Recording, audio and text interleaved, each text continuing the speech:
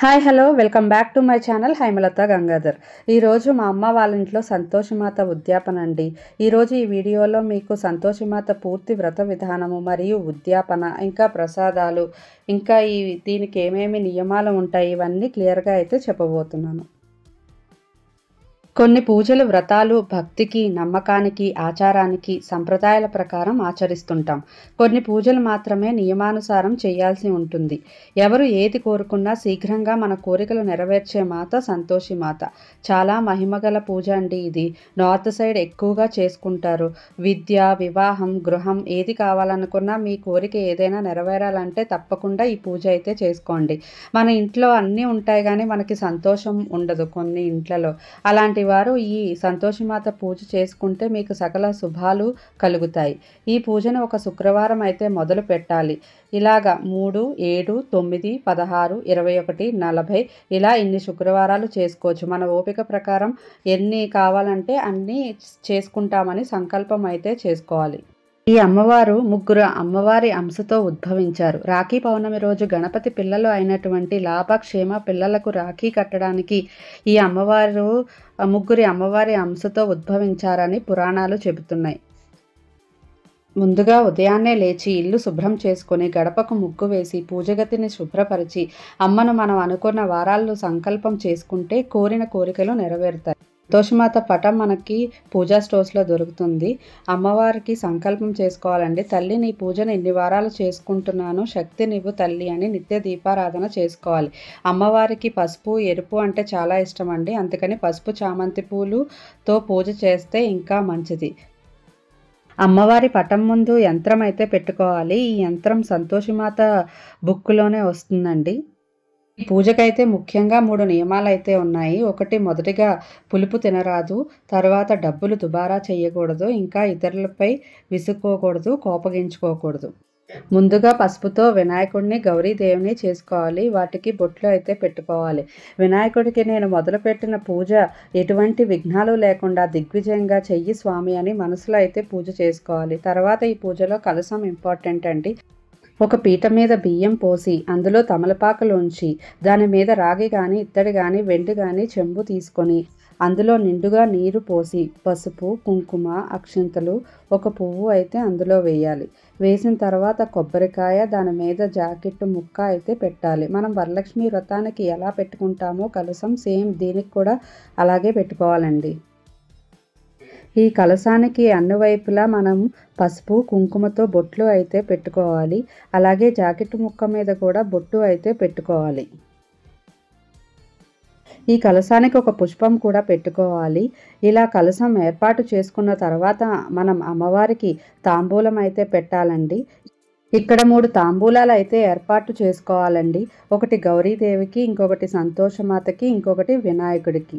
ఈ తాంబూలంలో అరటిపళ్ళు ఆకులు వక్కలు పువ్వులు డబ్బులు తాంబూలంగా పెట్టాలి. ఇక్కడ అరటిపళ్ళు లేని వారు ఎండు ఖర్జూరం కూడా పెట్టుకోవచ్చండి. ఈ అరటిపళ్ళలో కూడా అతి మధురంగా ఉన్న అరటిపళ్ళు మాత్రమే పెట్టుకోవాలి.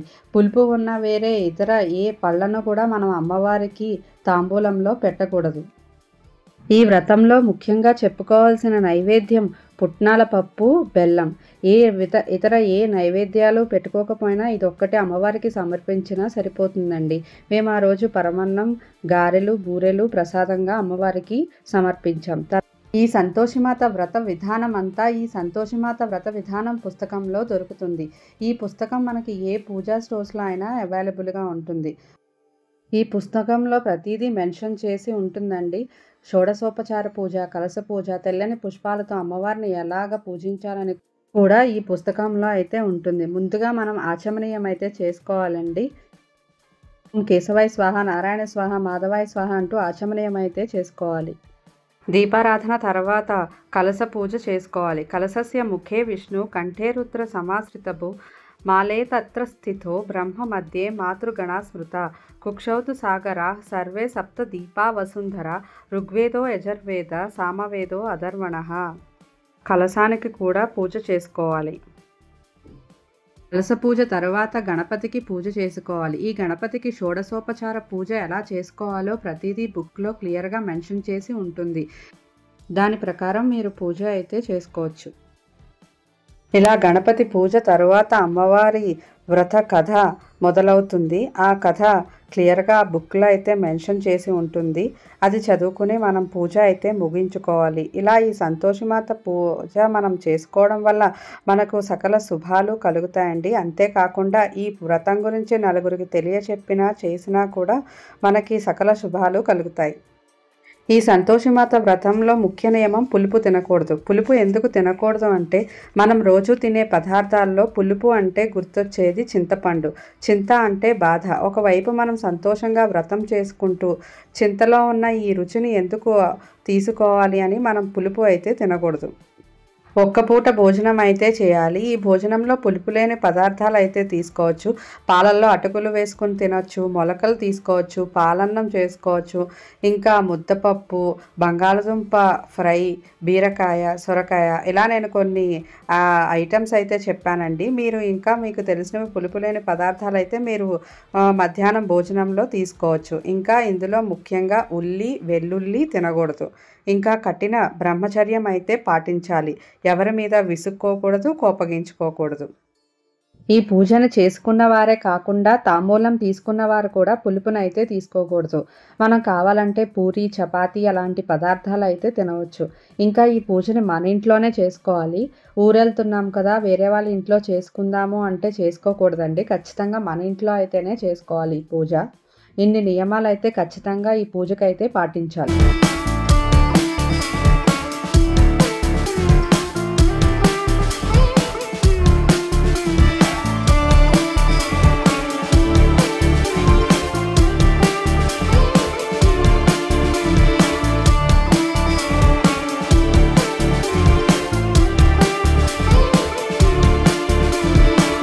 ఇలా పూజ అంతా ముగిసిన తర్వాత మనం అమ్మవారికి ధూపం అయితే వేసుకోవాలి.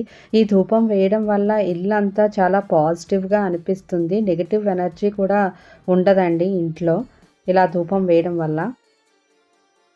తర్వాత అమ్మవారికి హారతి ఇచ్చి మనం ఉద్యాపన అయితే చెప్పుకోవాలి.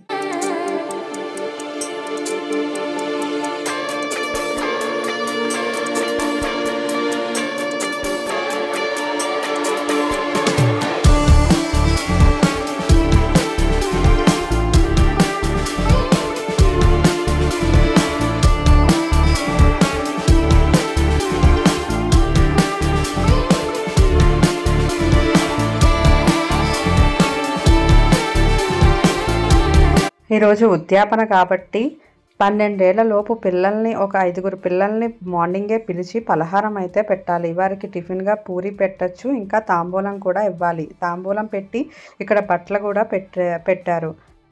వారిని సంతోషమాత రూపంగా భావించి మనం వారి దగ్గర ఆశీర్వాదం అయితే తీసుకోవాలి. ఈ విధంగా మీకు తోచినన్ని శుక్రవారాలు సంకల్పం చేసుకొని అమ్మవారిని భక్తి శ్రద్ధలతో పూజించి ఉద్యాపన చేసుకుంటే కనుక అమ్మవారు పిలిస్తే పలుకుతారు. సంతోషాలు అయితే తప్పకుండా ఇస్తారు. మీరు కోరిన కోరికలు కూడా నెరవేరుతాయి. ఈ వీడియో కనుక మీకు నచ్చినట్టయితే please like, share and subscribe.